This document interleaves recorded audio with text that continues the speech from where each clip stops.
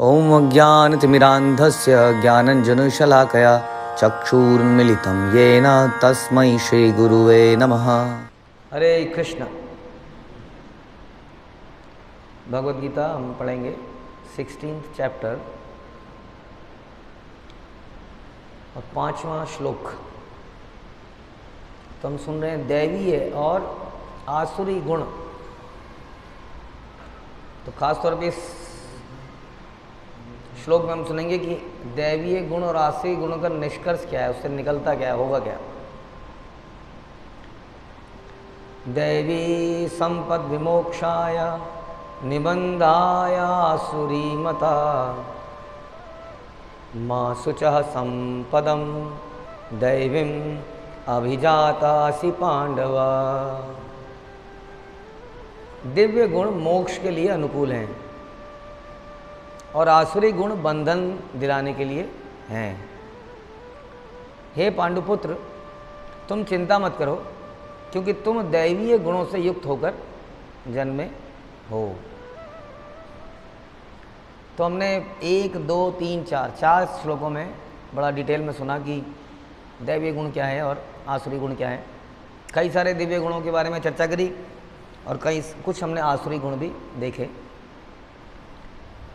तो अक्सर हम इस बारे में चर्चा करते हैं कि ऑल्दो प्रभुपाद ने ये बोला है कि अगर आप चैंट करेंगे, 4 नियमों का पालन कर लेंगे तो भगवान के धाम में चले जाएंगे, लेकिन उसका अभिप्राय ये है कि अगर आप ऐसा करेंगे तो आप निश्चित ही शुद्ध हो जाएंगे।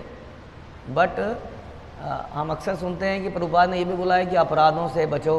अगर आप वैष्णव अपराध करोगे या नाम अपराध करोगे, ये करोगे तो जो करोगे बेकार होता चला जाएगा, उसका वो फल नहीं मिलेगा जो मिलना चाहिए था।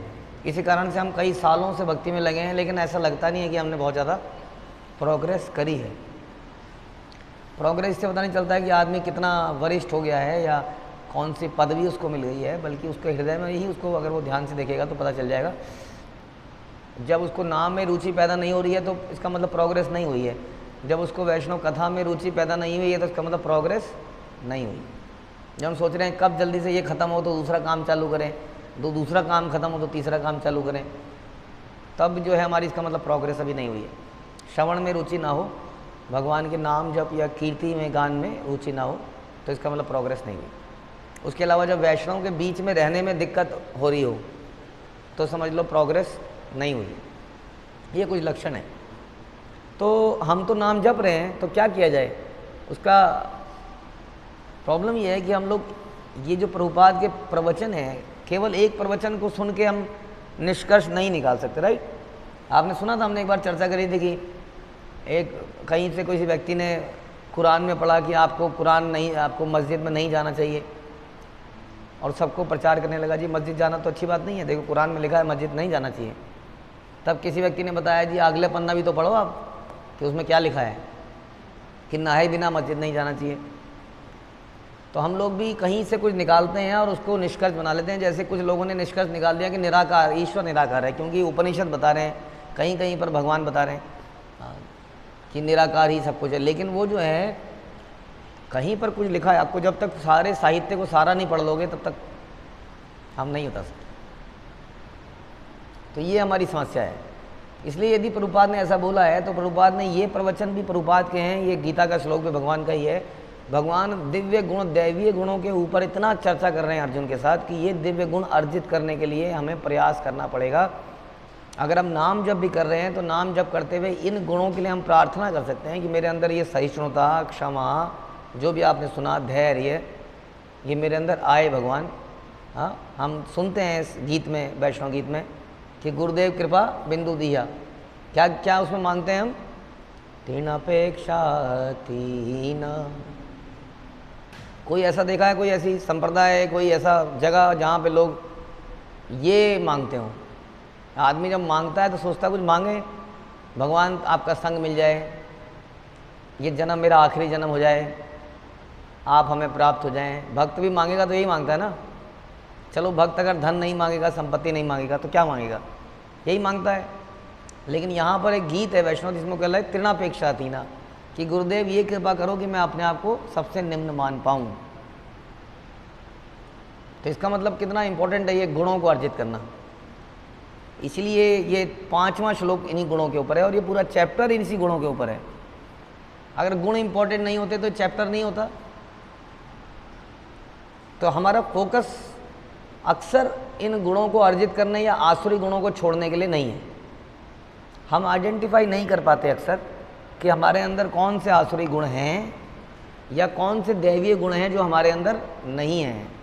जैसे कि आप भी लोग सोचिए कि हमने अभी तक 4 श्लोक पढ़ लिए हैं या सुन लिए हैं, क्या आपने कोई ऐसा गुण बनाया कि ये वाला गुण मेरे अंदर नहीं है जो कि दैवीय गुण है, या ये वाला आसुरी गुण मेरे अंदर है जो नहीं होना चाहिए? हम लोग ये श्लोकों को मुझे लगता है कि हमने फर्स्ट 3 श्लोक के 11 क्लासेस लिए हैं जहाँ तक मुझे याद आ रहा है। In 11 classes we have covered these 26 qualities, और उसके बाद हमने 1 क्लास ली है आसुरी गुण के लिए आई बिलीव। तो 12 क्लासेस के बाद क्या कोई एक भी गुण आप लोगों ने लिखा है कि ये गुण मेरे पास नहीं है, ये दैवीय गुण है, या ये अवगुण मेरे पास है और ये नहीं होना चाहिए? तो मुझे लगता है आंसर यही आएगा कि हाँ, हमने तो कुछ ऐसा बनाया नहीं। इसी से पता चलता है कि हम लोग सुन तो रहे हैं लेकिन हम अपने आप को परिवर्तित करने का प्रयास नहीं कर रहे हैं। कहीं ना कहीं हमने ये भी सुन लिया है कि केवल श्रवण कर लोगे तो भगवान के धाम में चले जाओगे। हाँ, हम सुनते हैं परीक्षित महाराज ने श्रवण कर लिया, चले गए, तो हम भी श्रवण कर लेंगे तो चले जाएंगे। बट क्या ये वास्तविकता है? वास्तविकता ये है कि जब परीक्षित महाराज की तरह श्रवण करेंगे तब चले जाएंगे। तो ये हमारे श्रवण में, हमारे पठन में ये समस्या है कि कभी भी हम ये इंट्रोस्पेक्ट नहीं कर पाते कि मेरे अंदर क्या कमियां हैं, मेरे अंदर क्या अच्छाइयाँ हैं जिनको और बढ़ाना है, कमियां जिनको कम करना है।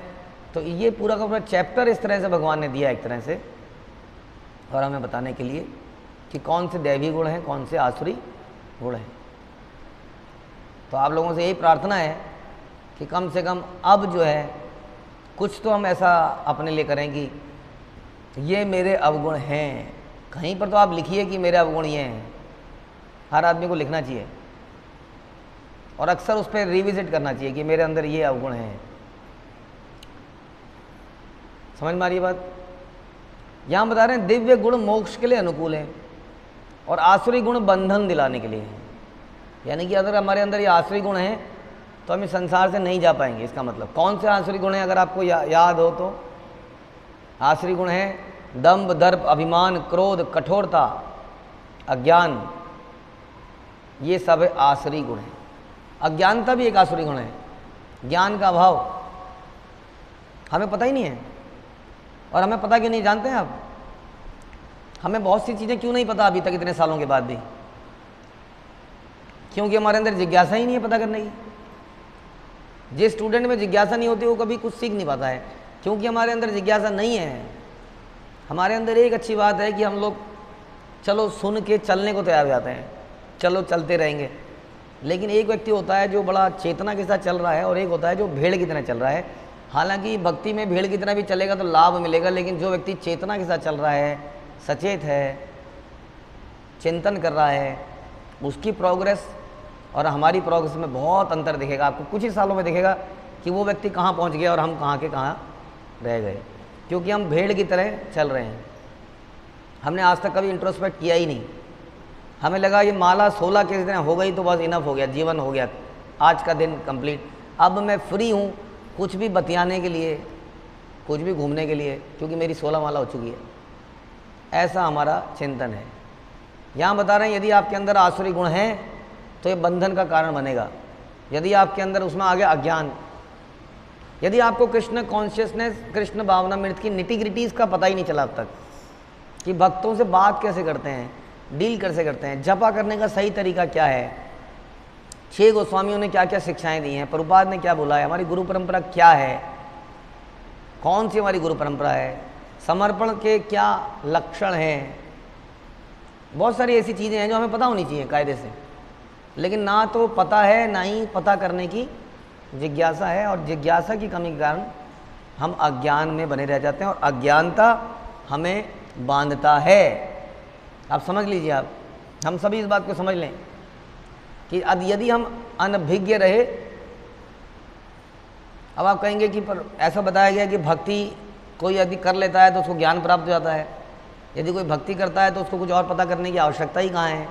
लेकिन क्वेश्चन ये है क्या हम भक्ति कर रहे हैं, ये हमने कैसे मान लिया कि हम भक्ति कर रहे हैं, क्योंकि भक्ति तो शुद्ध इंद्रियों के साथ करी जाती है, हमारी इंद्रियां तो अभी अशुद्ध हैं, मैं, शरीर, मेरा, इन्हीं चीज़ों से, तो हम भक्ति कर नहीं रहे हैं। पहले तो ये भ्रम हमें दूर करना पड़ेगा, हम भक्ति करने का प्रयास कर रहे हैं, हम लोग अपने आप को शुद्ध कर रहे हैं।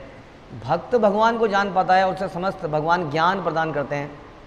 ददामि बुद्धि योगम येन माम विपन्ति तेषाम सतत युक्ता नाम भजताम प्रीति पूर्वकम। किसको बुद्धि प्रदान करते हैं? तेषाम सतत युक्ता नाम, जो निरंतर भगवान के भजन में रहता है। कैसे? प्रीति पूर्वक, प्रेम से निरंतर भगवान का भजन करता है, उसको भगवान ज्ञान देते हैं। हमारी भक्ति अभी ऐसे नहीं है, सतत नहीं है, प्रीति पूर्वक नहीं है, इसलिए ज्ञान मिलना अभी मुश्किल है।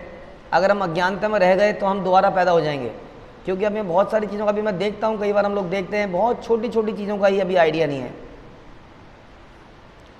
हम कई बार इसके बारे में चर्चा करते हैं। बेसिक वैष्णव एटिकेट्स किसको कहते हैं, नहाते कैसे हैं, तो कहता हूँ यही नहीं पता अभी हमें। जप करने के तरीके क्या हैं, कब जप करना चाहिए, कब जप नहीं करना चाहिए, नाम जप करने में क्या क्या गलतियाँ हम कर सकते हैं, वैष्णव डीलिंग में क्या गलतियाँ कर सकते हैं, जीवन का उद्देश्य क्या है। हम सुनते हैं कि नाम जप करते करते भौतिक आसक्ति बनाए रखना एक अपराध है, आसक्तियाँ एक अपराध है। तो बहुत सारे अज्ञानता के विषय हो सकते हैं। और इसके अलावा बाकी चीज़ें तो है ही। क्रोध, यदि हमारे अंदर क्रोध है तो काम है, शास्त्र बता रहा है। काम है मतलब हमारे अंदर अभी भौतिक इच्छाएं हैं, हम अपने आप को कंट्रोलर मानते हैं, मैं नियंता हूँ मानते हैं, इस कारण से हमारे अंदर अभी भी क्रोध है। अब क्रोध है तो ये बंधन बनाएगा, बता रहे हैं। ये आसुरी स्वभाव है। आसुरी स्वभाव संसार से जाने नहीं देता, क्योंकि उस भगवान के धाम में केवल दैवीय लोग जा सकते हैं। क्रोध अगर हमारे अंदर है, कठोरता है, अभिमान है, हमने सुना था अभिमान के बारे में चर्चा करी थी। कई बार हमें भक्त होने का अभिमान हो जाता है। हाँ, ध्यान रखना चाहिए कि हम जो भक्त हैं वो गुरु और परंपरा की कृपा के कारण हम भक्त हैं, नहीं तो हम भक्त होने लायक नहीं हैं। तो अभिमान का आएगा। अगर हम दीक्षित भी हैं, अगर हमारी दीक्षा प्राप्त हुई है, तो गुरु ने हमें दीक्षा दी है, हम दीक्षा के लायक थे ही नहीं, ना हैं, तो ये भी कोई अभिमान का विषय नहीं है कि हम दीक्षित हैं या जो भी हैं, या मैंने इतना दान दिया तो मैं दीक्षित हूँ, मैंने कुछ बहुत बढ़िया काम कर लिया, या मैं बहुत सारी सेवाएं कर रही हूँ तो मैंने कुछ बहुत बड़ा काम कर लिया। तो अभिमान किसी भी तरीके से हो सकता है। तो ये सारे गुण हमने सुने थे, ये गुण नहीं है, ये अवगुण है, और ये बंधन का कारण है। अब हमें इस बात की चिंता, जिस व्यक्ति को इस बात की चिंता ना हो कि वो बंधन में ना पड़ जाए, तो उसके बारे में क्या कहा जाएगा? यानी कि वो सबसे बड़ा मूर्ख तो वही व्यक्ति है जिसको इसकी चिंता ना हो कि वो बंधन में पड़ जाएगा। जैसे कि माना सामने आपको पता है गड्ढा है, गड्ढे के ऊपर घास बिछा रखी है, किसी को फंसाने की चाल है, फिर भी आप भागते हुए चले जाएं क्योंकि वहाँ पर बहुत सारे आम पड़े हैं, चॉकलेट पड़ी है, कोल्ड ड्रिंक पड़ा है, सोना पड़ा है, चांदी पड़ा है, और आप भागते हुए जा रहे हैं कि देखी जाएगी जो होगा। हाँ, डर के आगे जीत है। डर के आगे जीत ना, ये स्लोगन बहुत बढ़िया नहीं है सच में बताएं तो आपको। जो व्यक्ति सतर्क नहीं है वो मूर्ख है, उसको पता है कि वो कहीं पर भी गिर सकता है। उसी तरह से यदि हम सतर्क नहीं हैं इन अवगुणों के लिए अपने अंदर, और हम सोच रहे हैं बस नाम जप लेंगे, यात्रा कर लेंगे, कुछ कर लेंगे तो काम हो जाएगा, तो ऐसा बिल्कुल नहीं होगा। क्योंकि यहाँ साफ साफ लिखा है, देखिए, आसुरिक गुण बंधन दिलाने के लिए हैं और दिव्य गुण मोक्ष के लिए, यानी कि इन गुणों को अर्जित करना पड़ेगा। नाम जप, श्रवण, कीर्तन इन गुणों को अर्जित करने में मदद करेंगे, लेकिन ये गुण अर्जित करने पड़ेंगे, क्योंकि वहाँ तो गुणवान व्यक्ति जाएगा ना, अवगुणों के साथ वहाँ जाएंगे कैसे? यानी कि नाम, श्रवण, कीर्तन जितना भी है, ये इन गुणों को अर्जित करने में लाभ करेगा, लेकिन यदि इन गुण को अर्जित करने में कोई फायदा, हम आगे बढ़ ही नहीं रहे, मतलब ये गुण हमारे अंदर है ही नहीं माना। यही क्वेश्चन है कि 26 गुण क्या आपने चिंतन किया कि मेरे अंदर हैं कि नहीं? क्योंकि अगर गुण नहीं होंगे तो हम भगवान के धाम में नहीं जाएंगे। इसलिए ये चिंतन करने का विषय है कि आसुरी गुण जो हैं बंधन दिलाएंगे और दिव्य गुण मोक्ष दिलाएंगे। लेकिन अर्जुन को बोलते हैं, हे पांडुपुत्र, तुम चिंता मत करो। तुम चिंता मत करो, क्यों ना करो? क्योंकि तुम्हारे से ही हम रिबेट कर देंगे तुम्हारे अंदर। ऐसा बोला भगवान ने कि चलो तुम मेरे भक्त हो ना, आ जाओ, कोई बात नहीं, पिछली गली से आ जाओ। भगवान कह रहे हैं क्योंकि तुम्हारे अंदर दैवीय गुण हैं इसलिए तुम चिंता मत करो। भगवान कृष्ण अर्जुन को यह कहकर प्रोत्साहित करते हैं कि आसुरी गुणों के साथ वह नहीं जन्मे हैं। युद्ध में उनका सम्मिलित होना आसुरी नहीं था, क्योंकि वह उसके गुणों पर, गुण दोषों पर विचार कर रहा था। वह यह विचार कर रहा था कि भीष्म, द्रोण जैसे प्रतिष्ठित महापुरुषों का वध किया जाए या नहीं किया जाए। अतः वह ना तो क्रोध के वशीभूत होकर कार्य कर रहा था, ना झूठी प्रतिष्ठा के कारण युद्ध कर रहा था। वह आसुरी स्वभाव का नहीं था।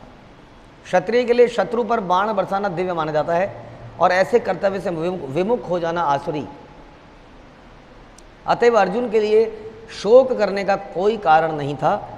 जो कोई भी जीवन के विभिन्न आश्रमों के विधि विधानों का पालन करता है वह दिव्य पद पर स्थित होता है।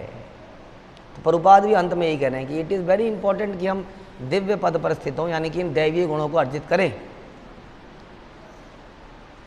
I am very much sure कि हमारे स्टूडेंट हैं, जब भी आप स्टूडेंट रहे होंगे, अगर टीचर कुछ बताता था एग्ज़ाम से पहले, ये इंपॉर्टेंट चीज़ें हैं नोट कर लो, तो बड़े ध्यान से हम नोट कर लेते हैं।